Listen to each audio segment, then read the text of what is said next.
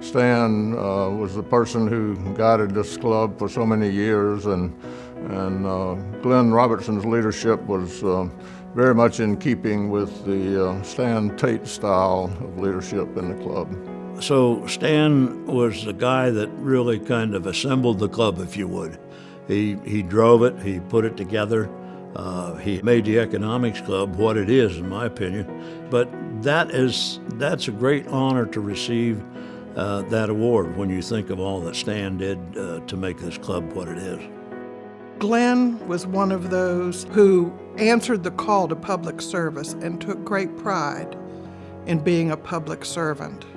And he showed that he could do it by serving under 3 governors, both Republicans and Democrats. It didn't matter. He was doing good for the citizens of the state. He was regular in attendance. He was always prepared when he came. He was knowledgeable of the subject matter. Chances are he knew and had some relationship to the speakers if they were from the economics community. And I would have nominated him perhaps as the most valuable member of the club, and yet he's really a down-home person that everybody likes. He was the real epitome of a club leader and did so much for the economic club. Glenn is committed to his educational background, being in economics and administration.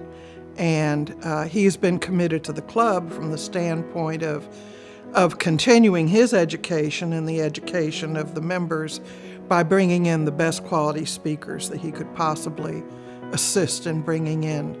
Well, he had marvelous networking capability. He had met a lot of people in his duties as a budget director here in the state of Florida. And he was highly regarded. He's the kind of individual that could pick up the phone and call someone, and that someone would generally consent to come to speak. In the case of speakers that could not get there, Glenn would step in and do a marvelous speech. So he covered us from both sides. He was very good in selecting speakers, and he was an excellent speaker himself. Sports is important. I mean, it's important for people individually, but it's also important for the local governments. It's quite an economic engine in this state, and Glenn understands the role and the importance of sports. And so he used, I believe you could say, he used his position to make clear to people as he served on the Sports Foundation that it was more than just fun and games. It was actually serious business for the local communities and for the state of Florida. He likes baseball. If you got any baseball memorabilia, give it to him because he's got a house full of it. And so he's that kind of a fellow that everybody would like, and everybody respects him. Another thing about Glenn is his great sense of humor, and he's always keeping everybody laughing, and he's just a great guy. He's very, very funny. He's one of those people that has a twinkle in his eye and a good disposition. He is a very kind person. He's a very good-hearted person, and he knows how to have a good time. Glenn, again, he fit in so very well. He could get along with anybody. Had a good sense of humor, had a lot of knowledge, and I think we all benefited from that.